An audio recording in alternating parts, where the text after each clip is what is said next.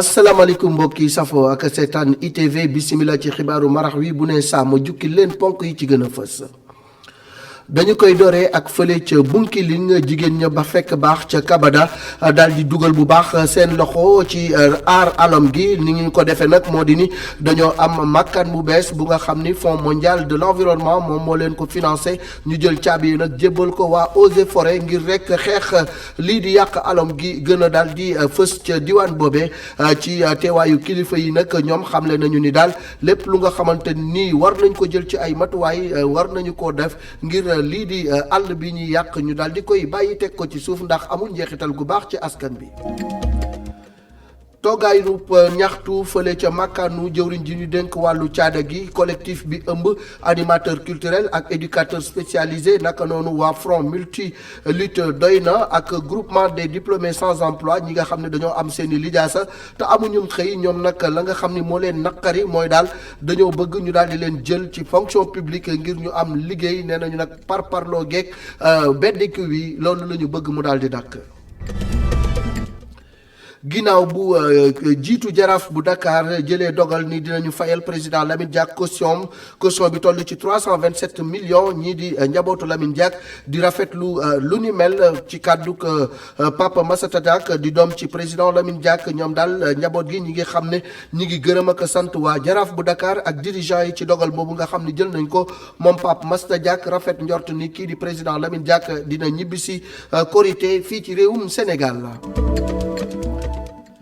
waa église universelle daal di def lu am solo ci jébbal ko population yi nekk ca Mbëbës ci nekk ci ay jafe-jafe mu am ay dund yu nga xam ne daal séddale nañ ko njaboot yooyu nga xam ne ñi ngi am ay jafe-jafe dund ci weeru koor wi rawatina yi tamit mbasum coronavirus mi lompañal seenum koom-koom loolu yi nag di waree rek jëflante bu rafet bi am ci diggante ñii di rek waa jàngu bi ak ñi nga xam ni ñoom ñoo di askanu Sénégal.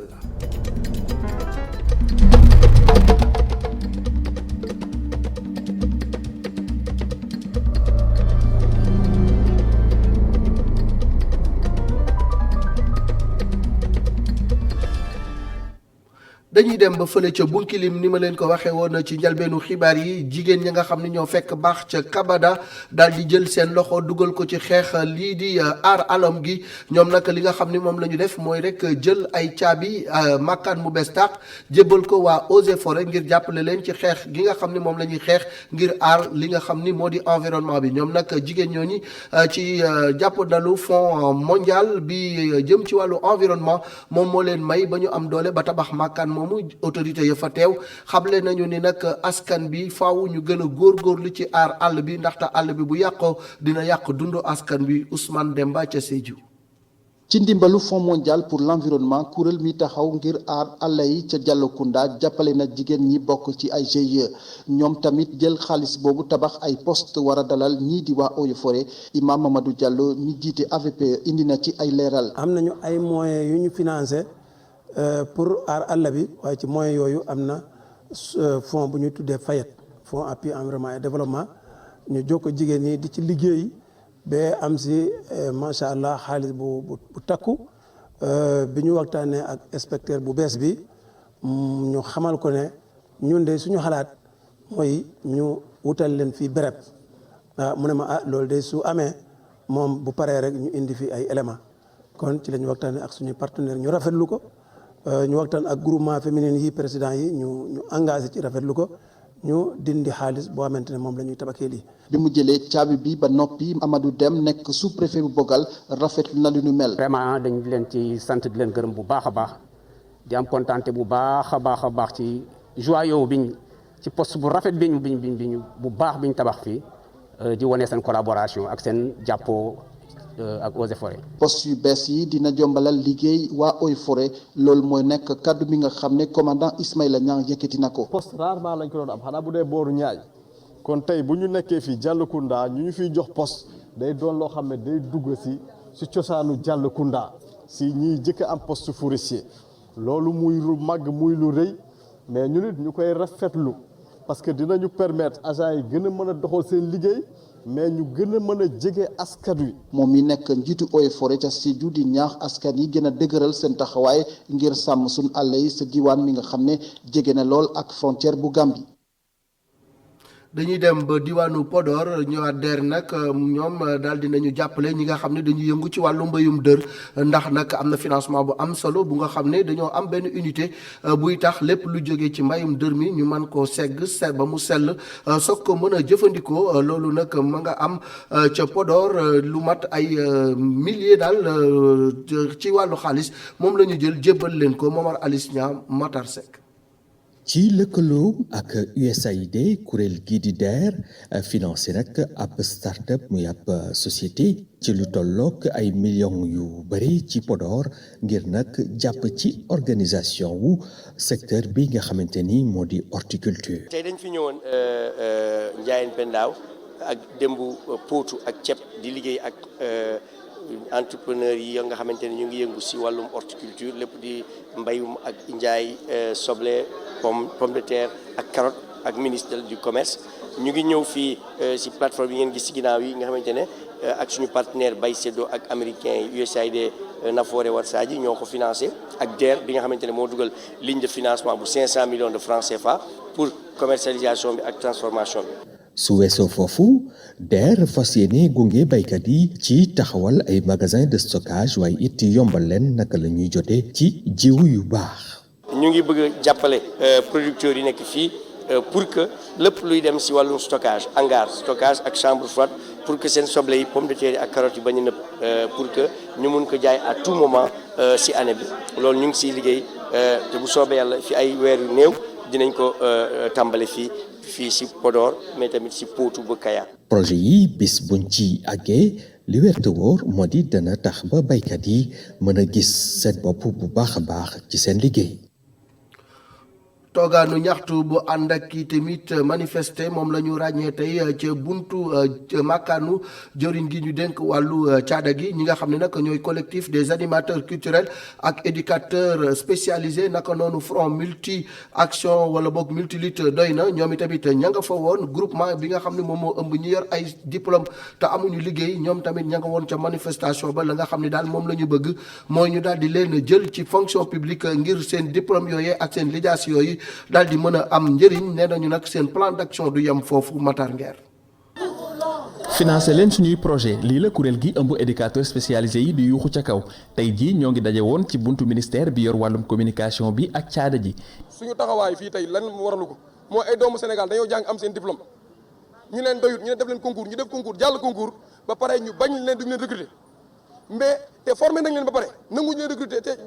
au même moment ñu ngi recruter nit yoo xam ne ni amuñ formation bi amuñ diplôme amuñ dara. kuréel gi moo ngi ëmb juróom fukki éducateur spécialisé Ndeye Astou Diba mi leen jiite moo ngi naxarlu fukki at ak ñeent yi leen nguur gi di dawloo te dara sottiwul. 14 ans ñu ngi daw ginnaaw recrutement dem nañ fu ne dugal nañ lettre négocier nañ def nañ lu ne ñu wàcc ñu fële bi ñu paree formé ci école nationale des travailleurs sociaux ñu arrêté foofu ñoom CFJ di formé foofu ñu bàyyi ñu. teg ñu fële président de la république ndax mooy autorité suprême mu dawal yërmande te di yëgal waa Sénégal président de la république na jël ay responsabilité par rapport ak lii suñu jógee fii tey danañ organiser sitting ministère de la justice danañ organiser sitting DER danañ organiser sitting ministère de la fonction publique parce que lii nii dootuñ ko seetaan te lii ku ko xeex ñun dañ ko xeex ku ko xeexul dañ ko xeex parce que ñun duñu nangu ay nit ñu jàng ñu former leen jàll concours pare seen formation ñu leen maintenir dans le chômage et dans la précarité. ñoom ñu xamle ni dinañu jublu ci plan d'action boobule ci diir bu gàtt bu nguur gu Sénégal jógul ci seeni tawat. dañuy daal di dem ba Mbëbës église universelle def fa jëf ju am solo ndax dañoo jël lu toll ci 5 millions jëndee ko ab dund ngir jàppale ko askan wa nekk foofee te nekk ci ay jafe-jafe église universelle nag daal di def jëf jooju ngir rek jàppale ñooñu ci weeru koor wi naka noonu yi tamit ci jafe-jafe yi nga xam ni am nañu ko bi mbas mi duggee ci réew mi ak léegi Mamadou Lamine Fati. askan gi nga xam ne dafa niroog dañ leen fàtte fu mu toll nii askan googule nekkee ci Mbëbës ak seeni jafe-jafe loolu tax na ba ñi nekkee ci église universelle jóg ni ñoom foog ñu taxawu askan googule. Mbëbës ñëpp xam nañu ñi nga xam te ni ñoo fi ñëw nekk nañu ñuy daan seen doole nekkul ñi nga xam te ni rek ñoo toog yaa fuus nangu melukaan bi donte mbiri métti na mais nekk nañu ay bañkat ñi nga xam te ni bugg ñu aajo ci keneen mais ñuy jóg fu gën a métti pour daan seen doole. naaw am na ñi nga xam te ni dañuy xëy di liggéey ñoom nangu ñu toog kër ga ñëw ci biir décharge bi di xeex ngir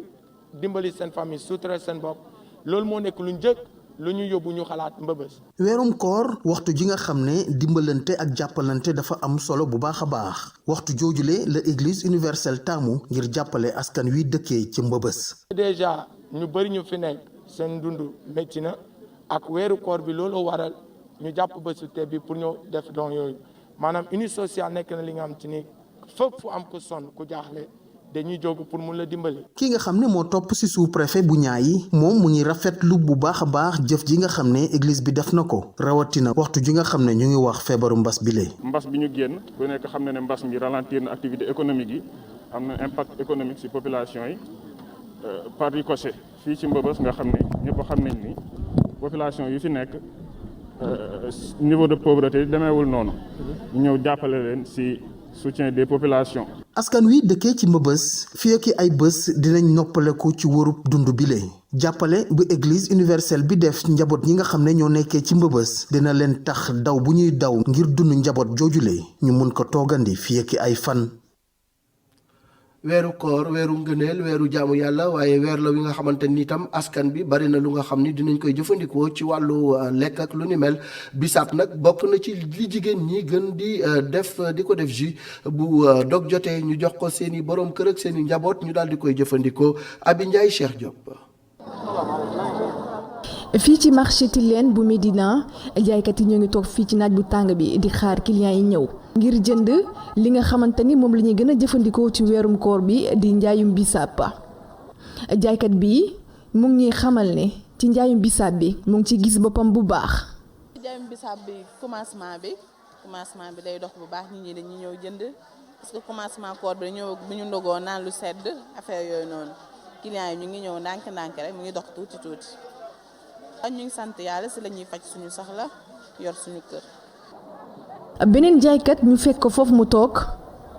mi ngi ñu xamal ni ci njaay mi gisu ci boppam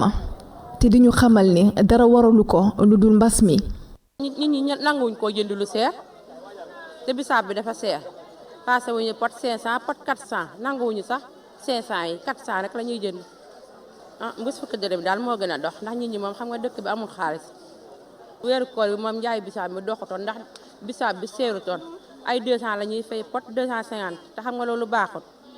bisaab liggéey ko dafa metti surtout ñun ñi jóge kaw bala ngay xolli bisaab bampaanu bisaab rek da ngay sonn waaw waaye fan yi moom tane na.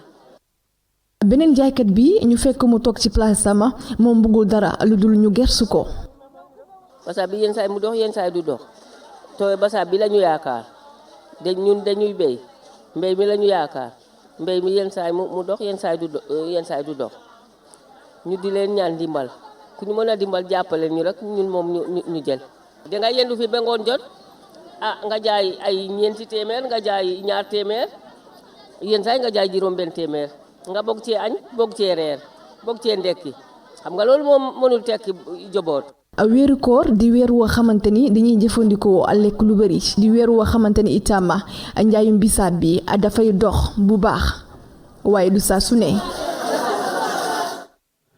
bisaab baax lool ci askan wi baax lool ci wér-gu-yaram waaye nag am na leneen lu nga xam ne njeexitalam ci wér-gu-yaramu askan wi du jur lu baax muy rek mango ji nga xam ne dañ koo gaase ak banaan bi nga xam ne dañ koo gaase loolu nag Cheikh Tidiane Mbengue directeur de cabinet bu Optim Access moom nag xamle na ni am na gëstu bu ñu def càmbar ko ba gis ni mango ak banaana boobu nga xam ne dañ koy gaase mën na jur cancer ci askan wi nee na nag ñu autorités yi gën a xippi seen bët ci loolu askan bi tamit gën ci bàyyi xel Cheikh Tidiane Mbengue ñu déglu ko ci téléphone Alassane Samba Diop.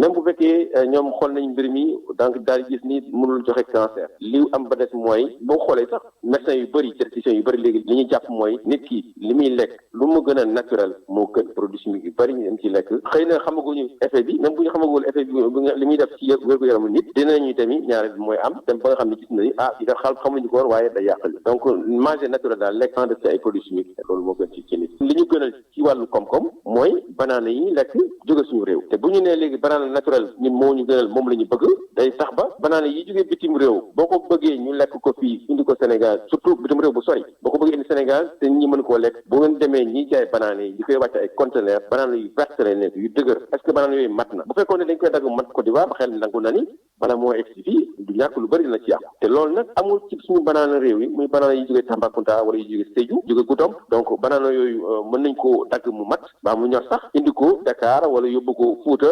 wala feneen ci Sénégal jaay ko nit ñi mën koo lekk te du yàqu te tamit borom xam-xam yi nee nañu banaana yooyu moo gën ci nit fi nga xamee ne sax banaana yi naan dafañ koo gazé du mën a indi cancer nee nañu banaana yooyu day aar cancer suñu banaana yu natul yooyu ñu ñàkkal fayda parce que dañ naan ñaan dafay ñaaw waaw dafay bomb dafay verte zonul waaw dafa am ay tupp-tupp waaw borom xam-xam yi nee na banaana yooyu moo gën ci nit.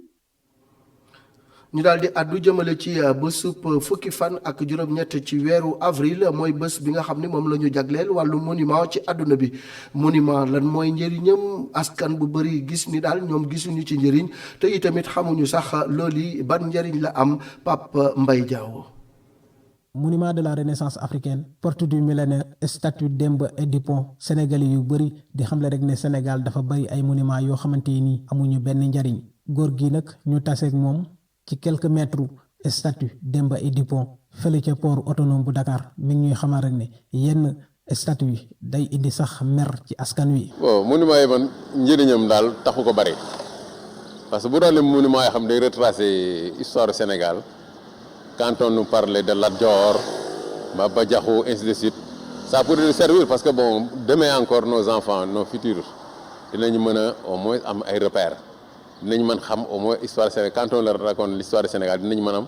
des objets quand même palpables. Mais malheureusement ñi woon yëpp ay comment dirais-je monument bi bon ça retape quand même la misère chagrin lay indi parce que ça nous ramène l'histoire yi nga xam ne sunu maam yi vivre nañ ko. taximan bi duñu xamal rek ne jot naa visiter monument de la Renaissance africaine waaye mi ngi koy réccu ndax gisu ci benn njariñ. mais man personnellement gisuma ci sama bopp ndax xam naa ne tey jii monument yi man pour man am na leneen lu ko ëppoon importance wala lu ko ëpp njëriñ lu ñu war a mën a def ci dëkk bi pour seen yi gis ci seen bopp. parce que fa dem ba sànni fa samay ba fay fa samay 1000 francs sax yéeg ngir visiter ko rek mais la ma fa visiter it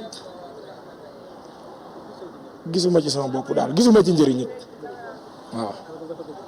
booba laa fa gëj te gëm naa ne ci kàttanu yàlla dootul am. kii nag ñu taseeg moom ci porte millénaire mu ne xamal rek ne site yeeg ak monument yi lu am solo la fii ci réewum Sénégal. monument yi moom franchement bon ni ñu ko gisee moom am na njariñ parce que benn lieu la boo xam ne bon gars yi mën nañ ci rencontrer xam nga toog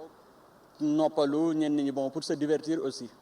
waaw comme on le dit parce que gis nga ni gars yi nii ci ginnaaw bon ñu ngi nii toog ak weeru koor bi nii bon. Sénégal nag doon dëkk boo xamante ni site monument ak ay statue bari fi lool ñu bari nag gis ne loolu amul benn njariñ te it xaalis bu bari la dikk sénégalais yi.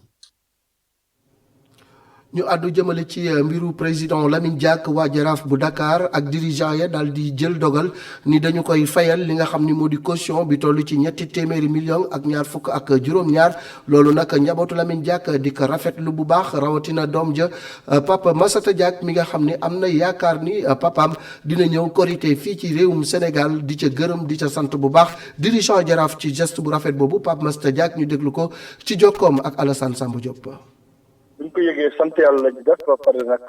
sant waa Jaraaf bi nga xam ne foofu la nekk adduna yëpp foofu la ko def depuis 1952 mu ngi ci Jaraaf fooy France Sénégal ak Jaraaf donc de fusion bi donc dañoo sant yàlla xam ne suñu borom ñaan yi ñëpp doon ñaan ci adduna bi ak ñi ko yéene jàmm yëpp ñaan bi yàlla nangu na ko te si Jaraaf la ko jaarale donc kontaan nañ ci torop di ñaan yàlla fay leen li ñu defal suñu wéyju. est-ce que am nga contact ak président Lamine Diack pour waxtaan ak moom ci loolu. non malheureusement man mënu maa wax ak moom depuis juróomi at ndax contrôle judiciaire bi France yi imposé ci président Lamine Diack mënul waxanteeg collaborateur bi mënul waxanteeg waa njabootam depuis boobu donc pratiquement man surtout parce que dama bokk ci procédure française bi donc jotuma mën a waxtaan ak moom ci loolu waaye sama rakk ak yi ma mën a bokk wax naa moom rafetlu nañ ko. naka la famille bi ressentir loolu njaboot bi xale yi doom yeeg yooyu yaakaar nga ne fii ak Korité dina ñëw Dakar. waaw am nañ ci yaakaar bu baax a baax parce que dañ ne woon suñu fay caution bi rek war nañ ko mën a delloo passeport mu mën a ñibbi si jàmm ak salaam donc foog naa njaboot gi ñëpp ci bekk ñëpp ci sant suñu borom bu baax a baax di ñaan yàlla fayal ñu waa Jaraaf ci yéene bi ak jëf yu rafet ji ñu def dafa suñu bay yàlla na ko yàlla fay ful leen ko junni yoon ba tamit defal leen ndam ci lépp lu ñu jublu rek yàlla defal leen ci lu kaw seen jox. waa Jaraaf bu Dakar ci njiital président Cheikh Seck def jaloore ju rëy fayal président Lamine Diack ngir mu mën a dellu siwaat fii ci réewum Sénégal njabootam di ko rafetlu ak kii di Papa Massata Diack di doom ci moom ñu daal di ubbi xët u bees jabagale ko tàggat yaram.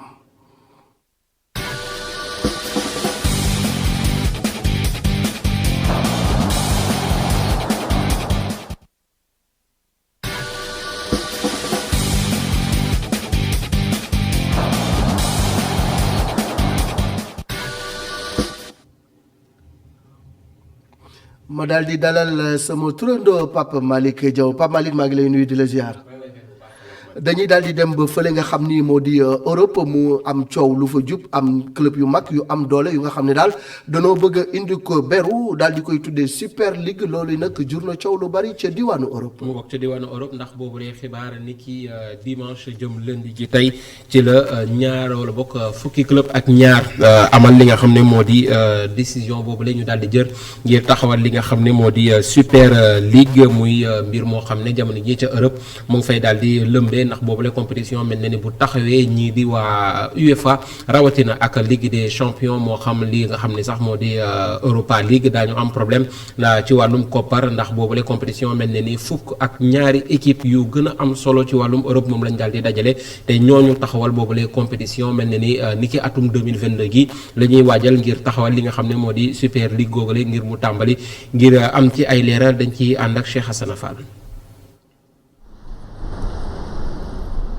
mu doon xibaar boo xam ne nit ñi ñoo ngi ko doon xaar waaye bañ ko yëglee ci dibeer ci guddi gile moom dafa mel ne ñëpp la jëlee kaw ci guddi dibeer gile la fukk ak ñaari club yi gën a am doole ci Europe xam la ne ñoom dañuy taxawal seen Super League maanaam seen compétition wu bopp ab compétition boo xam ne nag dañ ko fas yéene taxawal ngir concurrencer wala sax wuutu lii te Ligue des champions. équipe ya ca bokk mën nañ ci lim Real de Madrid FC Barcelone Atlético Madrid Juventus Turin AC Milan Inter Milan Liverpool Manchester United Manchester City Chelsea Tottenham wala sax Arsenal ñoom ñoo ñee xam ne dañoo booloo wante xam le nañ ne yeneen ñetti équipe war nañu ñëw bokkaat ci mbir mi ngir ñu mën a matal lépp nag laata ñoo yegsi ci saison inaugurale bi xam ne luy tax mu tàmbali bëreetul la. at bu ne itam yeneen juróomi club dinañ leen dugal ci compétition bile loolee dinañ ko def suñu jugee foofu nag compétition bi nar a nekk ñaar fukki équipe yu war a tase ñu xaaj ko def ko ñaari poule bu nekk am fukki équipe ñeenti équipe yi xam ne nag ñoom ñoo qualifié ci phase de poule bi ñoom la ñuy jaxase ñu xool nan la ñuy tasee mu mel ne nañ ko daan defee ca Ligue des champions ya quart de finale yi ak demi-finale yi nekk loo xam ne dañ koy jouer ci aller retour finale bi nag nekk loo xam ne dañ koy footballé ci terrain neutre Super League bi li gën a tax nag ñu taxawal ko mooy xool nan la ñuy def ba gën a dunal koppar gi xam ne équipe yi dinañ ko soxla ndax li ñu seetlu woon moo di ne ba sub coronavirus bi ba mu ñëwee dafa néewal doole gafagay équipe yu bëri loolu tax sax ba fi mu toll nii équipe boo xam ne di nga bokk ci bileb Super League ci tàmbali gi rek mën nañ jàpp ne di nga am lu toll ci 350 millions euros yoo xam ne dinañ la ko jox Ligue des champions xam ne nag moom la ñu mën a jël comme exemple moom 2 milliards rek la daan am ci saison bu ne 2 milliards yoo xam ne nag ñiiti waa Super League bi nar nañ ko romb ndax ñoom li ñu gis mooy am ñeent wala juróom benn milliard ci at bu ne ab pourcentage fixe nag boo xam ne toll na ci 65% moom la ñuy dindi ci revenu médiatique yi maanaam ay droit TV ak yi ñu mel jox ko club yi xam ne ñoom ñooy bokk ci mbir mi kii gagné championnat boobee nag mën na jàpp ne lu toll ci 12% ci recettes yi dinañ ko ko jox ci lu jëm ci structure bi nu mu war a tëddee nag club yi jàpp nañ ne ñoom ñoo nar a yore lépp at bu ne nag dinañ amal ab assemblée générale boo xam ne équipe yi ku nekk ay représentant am dinañ ñëw tase ngir ñu xool nan la ñuy doxalee ak tamit yenn orientation la ñu war a mën a amal ci seen biir compétition boobee juróomi at yu ne nag dinañ amal ab élection ngir xamal ne kan mooy wuutu président bi fi nekk président bi ko jiite sax ci jamono ji moom mën nañoo jàpp ne mooy kiiti Fiorentina Perez kon nag jàpp leen tur bi bu baax Super League nekk ab compétition boo xam ne ñëpp jàpp nañ ne su yegsee dina soppi xar kanamu football européen bi xam ne Ligue des champions ak yi ñi mel lañ ci miinoon. ci super league boobu mu mel ni njaw des na xambin ndax ñenn ñi ànd nañ ci ñenn ànduñu ci ñi di UEFA ak sax ñi nga xam ne ñoo jiite football bi ci àdduna bi di FIFA mel ni am nañu dogal bu nga xamante ni daal ànduñu ci lu nu mel. ànduñu ci lu ni mel ndax jàpp nañ ni li nga xam ne moo di super league boobu mu ne indil ay jafe-jafe li nga xam ne moo di ligue des champions boobu la ci Europe moo xam li nga xam ne sax moom moo di Europa League muy compétition boo xam ne ni ki depuis année 98 ñu ngi koy daal di waxtaanee kon ni ki démb ñu daal di koy fësalaat te tey jile UEFA daal di koy valider pour ñi nga xam ne moo di fukk ak ñaari club yooyee mu mel ni mën na indil ay jafe-jafe kon li nga xam ne moom moo di football foofee ca Europe loolu di ay kàddu ki nga xam ne moo di Mansour Loum di journaliste wala boog di taskatu xibaar ci li nga xam ne moo di panafricain football mun nañu ko teewlu ak Seydou Seydi. ay discussion yu yàgg la woon def na fi ay ati at parce que club yi en fait dañoo gis ni que li leen di UEFA di jox ci seen recettes yi doyul pour ñu mun a am économie bu viable xam nga fay salaire joueurs yi seen entretien club yi et cetera loolu moo tax en fait ñu doon laajte part recette bu gën a seen part recette bi na yokk comme ça ñu mun am équilibre financier sauf que UEFA joxu leen ko loolu moo tax ñu defoon seen menace bi créé Super League bi far nag ba ñu dem ba léegi instant bi ñu mettre à exécution seen menace bi instant bi loolu may problème bi fi mu nekk nii nag mun na am nag ñu amat ay négociation ay waxtaan nga xam ne ñoom ñëpp dañuy toogaat ci benn table discuter pour que UEFA bi joxaat leen part bu gën a réussir seen recettes yi ak pour compétition yi comme ça ñoom ñu mun a xoolaat seen structure financière instant bi loolu mooy problème bi risque bi nag mooy que négociation yi duñu aboutir ci benn accord xam ne ñoom duñu déggoo fi mu nekk nii nag comme ça après ñoom ñu dem créer seen Super League bi UEFA toog ay Ligue des champions bi loolu nag mooy risque bi c'est que ñaari partie yëpp nekk ay perdante mu mel ni UEFA ñoom bëgguñoo dégg super league boobu ba tax na sax ñi ngi artu di wax ni daal dina am ay daan yu ñu nar a tekk ñenn ci équipe yooyu nawate na tamit joueurs internationaux ya fa nekk dootuñu mën a football ci seenum réew dafa mel ni. mu ngoog daan yooyee ci yooyee la daal di bokk ndax UEFA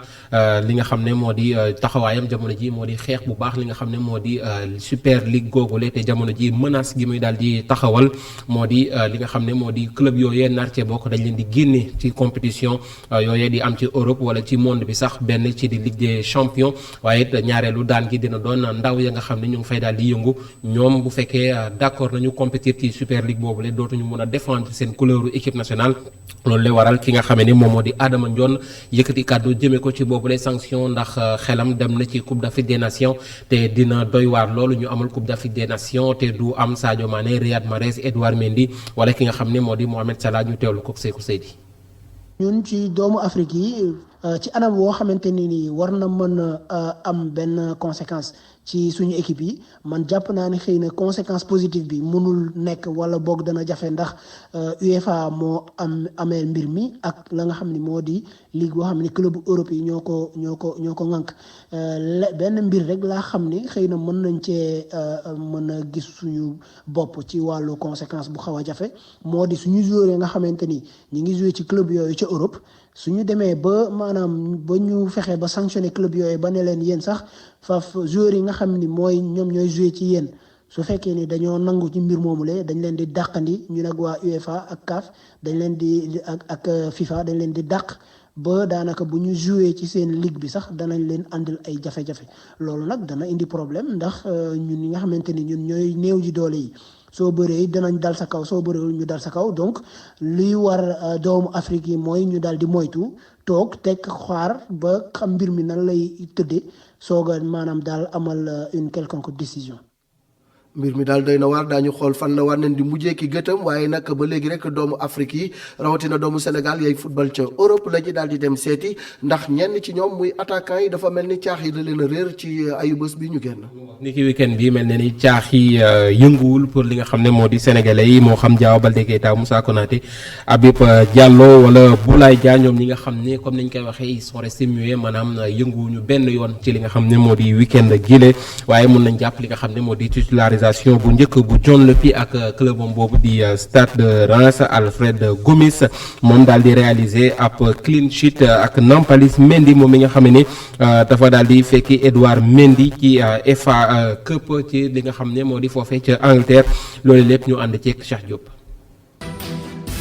ni ñu ko defee ay bés bu ne réewum France la ñuy tàmbale ngir wax ci jaloorey gaynde Sénégal bi la yoon Metz ak Reims dañoo témboo kenn dugalul sa morom dara waaye lañ ci gën a jàpp mooy rek guleet muy bokk ci match bi ba ñuy tàmbali moom moomee di John Lopy nekkoon na sax ci milieu terrain bi ak naataangoom bi mu bokkaloon équipe nationale mu di Pape Matar Sarr Boulaye Dia bokkoon na ci jongante bi waaye moom moomee mu jéewal a dugal sax Alfred Gomis ak Rennes ñoom dañoo dem fekki Sada Thioub ca Angers daal leen ñetti bal ci dara Marseille ak Papa Gueye dañoo daan Lorient waaye ba jongante bi di waaj a jeex la doon ñetti bal ci ñaar mu doon jongante bu metti lool Strasbourg ak Nîmes ñoom dañoo témboo ku nekk dugal sa moroom benn bit Moussa Koné ak Habib Diallo ñaari attaquant sénégalais yëpp bokkoon nañ ci ba ñuy tàmbali waaye ñoom ñooñee kenn dugalu ci AS Monaco bu Sofiane Diop moo dem fekki Bordeaux bu Youssouf Sabaly nga xam ne bokkoon na ci jongante bi daan ko daan yu yaatu ñetti bal ci dara Fodé Ballo-Touré jongantewul waaye Crépin Diatta moom dafa am jàngoro ji di coronavirus Pape Abou Cissé ak AS Saint-Étienne ñoom dañoo daanu ci seen diggante ak Paris Saint-Germain jogante bu neex la woon ci Parc des Princes laata ñu leen di daan ñetti bal ci ñaar Idrissa Gana Gueye ak Abdoul Ahad Diallo ñoom